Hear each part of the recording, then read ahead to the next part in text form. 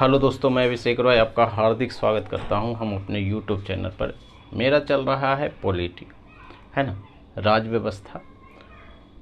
और राज व्यवस्था में चल रहा है फंडामेंटल राइट यानी मूल अधिकार के बारे में, और कुछ मूल अधिकार पर हम बात कर चुके हैं, है ना। और हमारा चल रहा है स्वतंत्रता का अधिकार, और स्वतंत्रता का अधिकार जो है वो 19 से 22 तक है ना। 19 से 22 तक है, और 19 पर हम डिटेल बात कर चुके हैं, है ना। उसी में हम वाक एंड अभिव्यक्ति की स्वतंत्रता की बात किए थे, है ना। संघ बनाने की बात किए थे, कहीं घूमने की बात किए थे, कहीं बसने का अधिकार किए थे, है ना। ये सारी बातें हम कर चुके हैं। उसमें सिर्फ एक रिस्ट्रिक्शन ये है कि अगर सरकार कहीं पे कोई भी चीज़ रिस्ट्रिक्टेड किया है, रोकने की कोशिश किया है, वो इसलिए करता है क्योंकि जहाँ पे आप जा रहे हैं वो वहाँ पर आपके जान का कोई खतरा ना हो, और जहाँ आप जा रहे हैं और वहाँ पे रहने वाले लोगों के लिए खतरा ना हो। जैसा हम ट्राइबल की बात किए थे, है ना। ये सारे बातें हम कर चुके हैं। आज जो हम बात करेंगे वो बात करेंगे आर्टिकल 20 का, है ना। काफ़ी महत्वपूर्ण भी है और आपको नया चीज़ें जानने के लिए भी मिलेगा। आर्टिकल 20 या इसी को आप बोल सकते हैं अनुच्छेद 20। इसमें 3 क्लॉज है ना, क्लॉज 1, क्लॉज 2 और क्लॉज 3, और ये तीनों इंपॉर्टेंट है। क्लॉज 1 क्या कहता है? भूत, लच्छी, डांडिक विधियों से सुरक्षा। एक तो ये है भूत, लच्छी, डांडिक विधियों से सुरक्षा। उसके बाद यहाँ पर है दोहरे दंड से सुरक्षा, और यहाँ पे तीसरा है कि अपने विरुद्ध गवाही देने से सुरक्षा, या गवाही देने के लिए बाध्य नहीं किया जाएगा। हम इस तीनों पर डिटेल में बात करेंगे।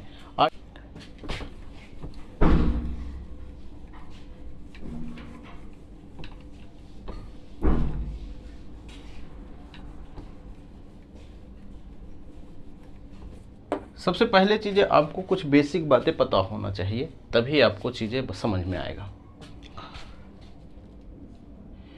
जैसे 20(1) में केस जो है 2 टाइप का होता है। एक को बोलते हैं सिविल, इसी को आप बोलते हैं दीवानी, और एक होता है क्रिमिनल, क्लियर, और इसी को आप बोलते हैं फौजदारी, है ना, या इसी को आप आपराधिक भी बोल सकते हैं। जो सिविल मामला है, सिविल में 2 लोगों के बीच होता है। जैसे ज़मीन का कोई विवाद है ना, मैरिज से रिलेटेड कोई प्रॉब्लम आती है, तो उसमें क्या होता है कि 2 पक्ष होते हैं, एक दूसरे, पहला पक्ष और दूसरा पक्ष, है ना। इसमें जो विवाद आता है वो आता है ज़मीन से रिलेटेड हुआ, शादी ब्याह का मैटर है ना, यानी मारपीट छोड़कर, मोटा मोटी आप समझ लीजिए। और इसमें क्या होता है, 2 लोगों के बीच होता है, एक ए और दूसरा बी। लेकिन जब क्रिमिनल है, क्रिमिनल मामला आता है, जैसे मान लीजिए कि किसी का मर्डर हो गया,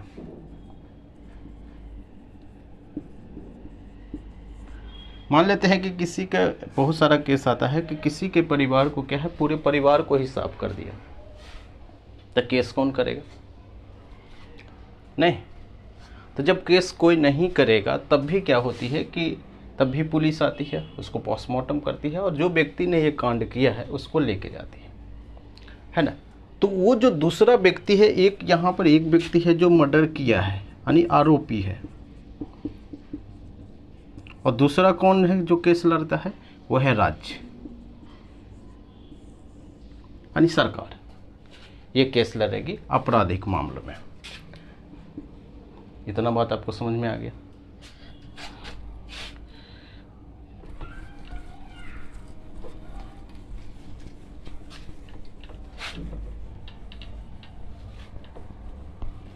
कि हम क्या बताएं कि दो कानून है, एक सिविल है एक क्रिमिनल है ना। और जो भी होगा और ये किसके हिसाब से बनेगा, वो कानून जो है उसके हिसाब से मिलेगा, है ना।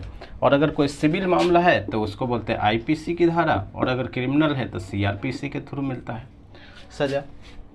यही है ना क्रिमिनल प्रोसीजर लॉ, और ये क्या है आईपीसी, इंडियन पिनल कोड। इसमें किसके थ्रू मिलता है, मिलता है सिविल मामला के थ्रू जो भी होता है, और इसमें क्रिमिनल, इसी को फौजदारी बोलते हैं। अब आपको समझना है दो टाइप का कानून होता है, एक को हम बोलते हैं रेट्रोस्पेक्टिव, अब इसी को बोलते हैं भूतलक्षी, और एक होता है प्रोस्पेक्टिव, यानी इसी को बोलते हैं हम भविष्यलक्षी। यानी कोई भी व्यक्ति कोई भी क्राइम करता है, कोई भी घटना घटता है, तो उसको क्या होगा कि जो प्रेजेंट टाइम में जो कानून है, यानी प्रेजेंट टाइम में जो कानून बना है उसके थ्रू ही उसको सजा मिलेगा। नहीं, भूतलक्षी का मतलब होता है बैक डेट से लागू करना। अब आपको समझना है, और ये जो भविष्यलक्षी का मतलब है कि तुरंत या बाद में लागू करना।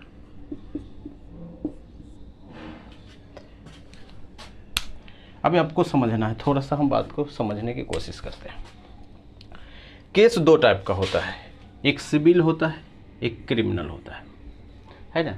अगर सिविल पर चलेगा तो आईपीसी के थ्रू, और अगर क्रिमिनल कोई किया है, कोई मर्डर कर दिया है, मारपीट वाला जो भी इशू बनता है, उसे सीआरपीसी के थ्रू मुकदमा चलता है।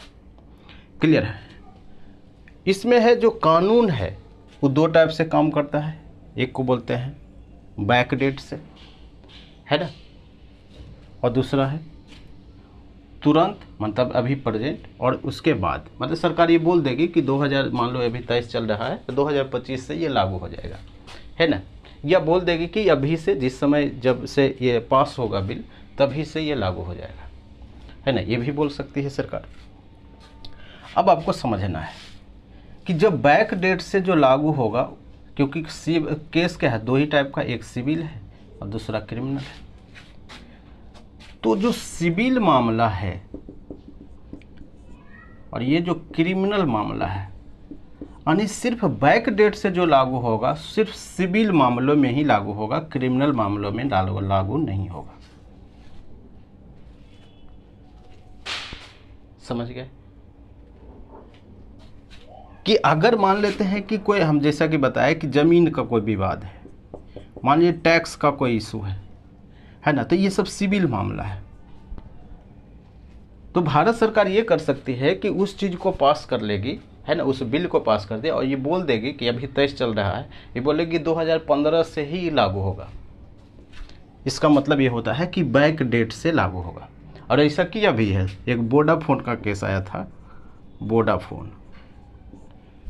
अब क्रिमिनल जो है वो भूतलक्षी से लागू नहीं होगा, ये पीछे वाला बैक डेट से। जैसे 2012 में आया था निर्भया केस, आपको ध्यान है, सबको ध्यान है, पूरा देश को ध्यान है, पूरा देश को झकझोर के रख दिया था ये जो मामला है। जब 2012 में आया, 4 आरोपी आपको पता है, राम सिंह और कौन कौन लोगों ने पकड़ाया था उतना ध्यान भी नहीं है। और जब ये लोगों ने पकड़ाया तो सारा देश ये बोला कि इसको फांसी दे दो।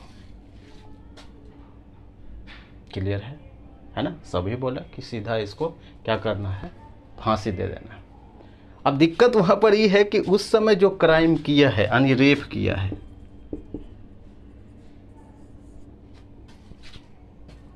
उसमें तो क्या था कि फांसी का प्रोविजन ही नहीं है, तो कैसे होगा, है ना। क्योंकि ये बोलता है कि जिस समय क्रिमिनल में वही लागू होगा, तो जिस समय प्रेजेंट में जो कानून बना हुआ है, यानी रेप के लिए प्रेजेंट में अगर कोई कानून है उसी के थ्रू इसको सजा मिलेगा। प्रेजेंट में तो फांसी था ही नहीं, तो सरकार देगी कैसे,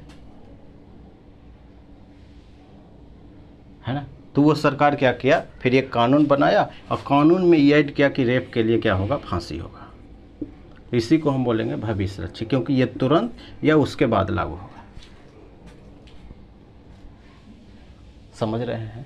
यानी कोई भी क्राइम करने के लिए जिस समय प्रेजेंट में जो कानून लागू है उसी को क्या किया जाएगा, माना जाता है। किस में, क्रिमिनल मामले में।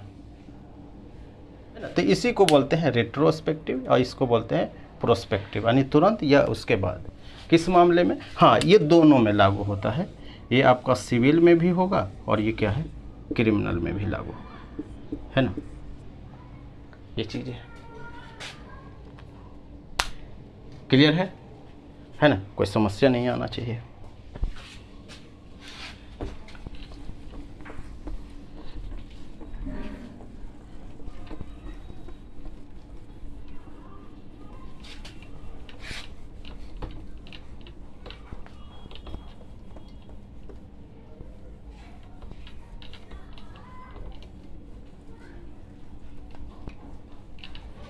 बीस दो क्या कहता है,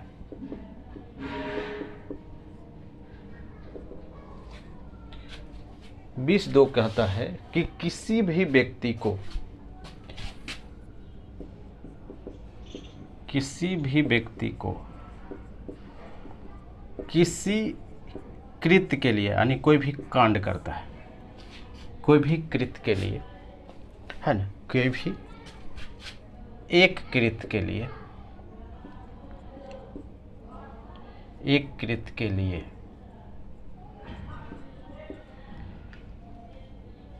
एक कृत्य के लिए एक से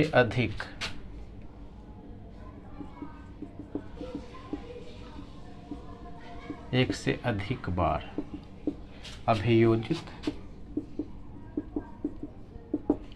या दंडित नहीं किया जाएगा।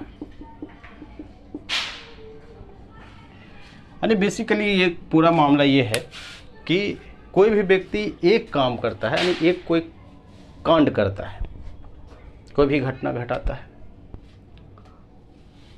तो क्या होगा कि एक चीज़ के लिए एक ही सज़ा मिलेगा। क्लियर है। अगर मान लेते हैं कि अगर चोरी सिर्फ किया है तो चोरी के लिए क्या करेगा, सिर्फ चोरी के लिए जो कानून है उस समय उसको क्या मिलेगी, सज़ा मिलेगी। ऐसा नहीं कि कुछ और चीज़ें ऐड करके क्या होता है उसको सज़ा मिलेगा। यानी एक कृत्य के लिए एक सज़ा।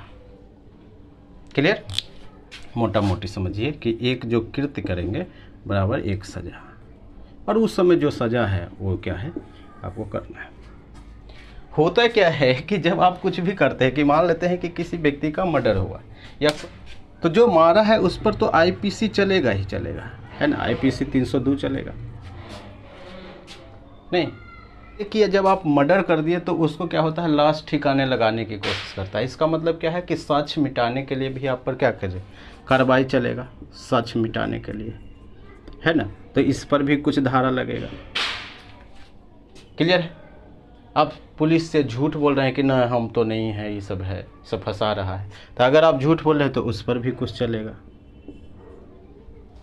तो ये क्या होता है कि एक ही केस के लिए ये सब धारा चलेगा, यानी एक धारा के लिए एक सज़ा, इसके लिए भी एक सज़ा, एक इसके लिए भी एक, इसके लिए भी एक, है ना, उसी में ऐड किया जाता है ना। इसीलिए बहुत सारा जो केस है वो हो जाता है, लेकिन एक के लिए एक है। अगर 5 धारा पर चल रहा है तो 5 सज़ा लगेगा, है ना, 5 सज़ा आपको भोगना पड़ेगा यदि सिद्ध हो जाता है तो।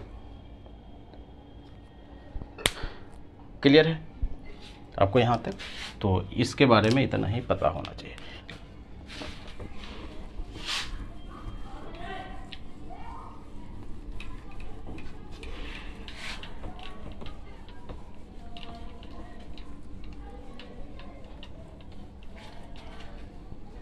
बीस तीन क्या कहता है,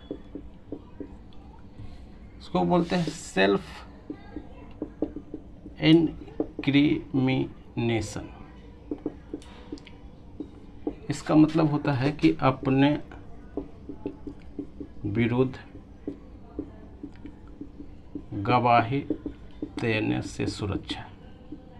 यानी आपको ज़बरदस्ती कोई नहीं बुला, जैसे नहीं होता पुलिस मार मार के बोलते हैं कि बताओ तुम ही क्राइम किया है, तुम ही मर्डर किया है ना। तो इसका मतलब क्या है कि वो 20-3 का क्या कर रहा है, उल्लंघन कर रहा है। नहीं, ये चीज़ है। तो मार कूट के क्या करता है कि बराबर करता है। उसी के क्या है कि अपने विरुद्ध, यानी कोई भी क्यों बोलेगा कि हम क्या किए हैं, मर्डर किए हैं। बहुत बार क्या होता है कि मान लेते हैं कि किसी घर में क्या होता है, 2 लोग रहते हैं। मान लेते हैं कि एक बेटा है और एक माँ है। बेटा ने किसी का मर्डर कर दिया, तो बहुत बार ये देखते हैं कि ये जो माँ है वो बोल देती है कि मर्डर हम ही किए हैं, है ना। तो इससे क्या होता है, बेटा बच जाता है। ये तो इसका इच्छा है ना। बहुत बार इस वजह से मिसलीड किया जाता है। यानी कोई भी आरोपी जो है, आरोपी या क्रिमिनल, है ना, अपने विरुद्ध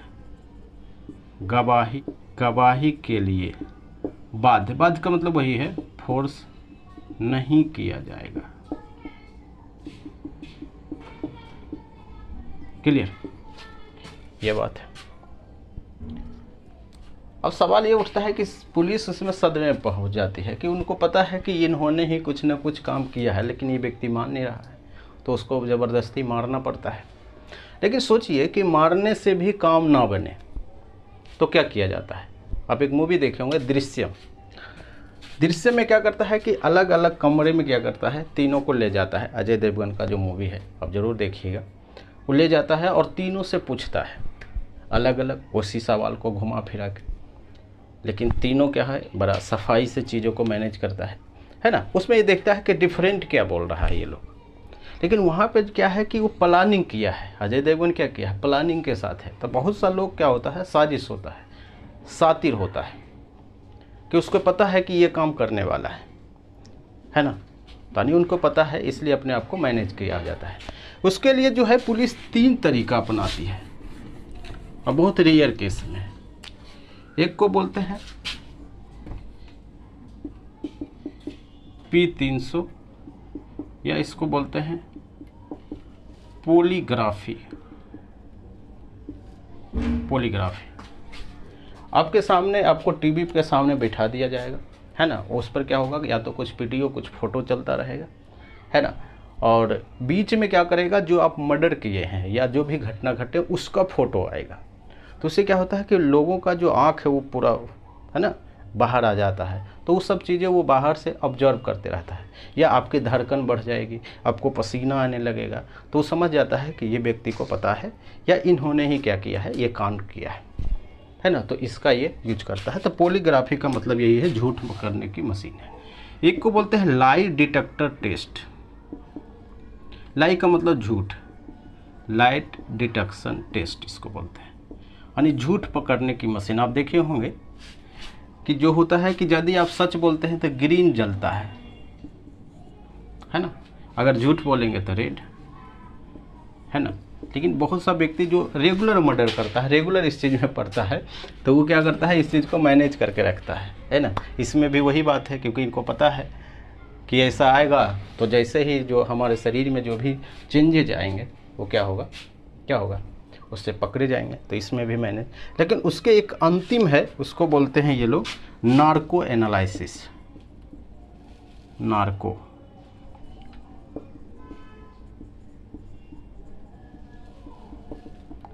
एनालिसिस, इसको बोलते हैं नार्को टेस्ट। इसमें क्या करता है, दवाई दे देता है, दवाई की आपको सुई दे दी है ना। तो आप पूरी तरह से बेहोश नहीं होते हैं, लेकिन आपका जो दिमाग है वो काम करना क्या करता है, बंद कर देता है। और जब आपसे सवाल पूछा जाएगा तो क्या होता है कि आप बताते जाते हैं, है ना। आप सही चीज़ें बोलते जाते हैं, क्योंकि आप क्या है, आप होश में नहीं हैं। क्लियर। इसमें एक दिक्कत ये होती है कि कभी कभी क्या करता है कि अगर ये ज़्यादा डोज पड़ गया तो व्यक्ति का क्या होता है, वो नींद ही आ गया, या हो सकता है कि स्वास्थ्य में भी प्रॉब्लम आ जाता है। दूसरा है कि इसमें समस्या ये आती है कि जब ऐसा होता है तो वो व्यक्ति क्या होता है, एक ही चीज़ को बार बार बोलते रहता है। तो ये भी कंफ्यूज हो जाता है कि एक्चुअल में बोला क्या है ना। तो ये एक समस्या है। लेकिन जो भी काम होता है पकड़ने के लिए, चाहे पॉलीग्राफी करे, लाइट डिटेक्टर करे या नार्को करे, इससे क्या करना होगा, कोर्ट से परमिशन लेना होगा। कोर्ट से, जब तक कोर्ट अलाउ नहीं करेगा तो पुलिस अपने मन से नहीं कर सकती है। क्लियर है। तो कभी कभी ऐसा सवाल आ सकता है। क्लियर। तो ये पूरा 20 है। 20 में हम फर्स्ट 20 में क्या बोले कि जब भी कोई व्यक्ति कोई भी क्राइम करता है, कुछ भी करता है, तो वो तभी सजा अपराधी माना जाएगा कि उस समय का कानून है उसमें अपराध उस कृत्य के लिए घोषित किया गया है या माना गया है ना। लेकिन अगर घोषित किया गया है तो उससे जो क्रिमिनल मामला है तो उस समय जो प्रेजेंट कानून है उसी के अनुसार क्या होगा, उसको सज़ा मिलेगा। अगर सिविल है तो पीछे से भी कोई कानून है उसको माना जाएगा। क्लियर है। दूसरा है 20(2) क्या कहता है कि एक कृत्य के लिए एक सज़ा है ना, वो दिया जाएगा, यानी एक से अधिक नहीं सज़ा दिया जाएगा एक कृत्य के लिए। और तीसरा हम बात किए कि अपने विरुद्ध क्या है, क्या करना है, गवाही से सुरक्षा दिया गया है या अपने विरुद्ध गवाही देने से है ना फोर्स नहीं किया जाएगा है ना। जो आप देखते हैं कि पुलिस मारते रहती है उगलवाने के लिए, तो उससे सुरक्षा है कि अगर वो व्यक्ति अपने खुद मन से मान लिया तो ठीक है, अगर नहीं माना तो आप उसको मार नहीं सकते हैं। अगर ऐसा मानता है तो फिर क्या होता है, ह्यूमन राइट वाले जो है वो आते हैं, या उसका क्या है कि उसका फंडामेंटल राइट का उल्लंघन भी है। क्लियर है। तो ये पूरा 20 है। आगे हम 21 पढ़ेंगे है ना, क्योंकि 19 से 22 तक हम लोगों को जाना है इसमें स्वतंत्रता का अधिकार में है ना। तो आज भर इतना ही है। आज से रेगुलर वीडियो आएगा है ना। क्लियर। Thank you.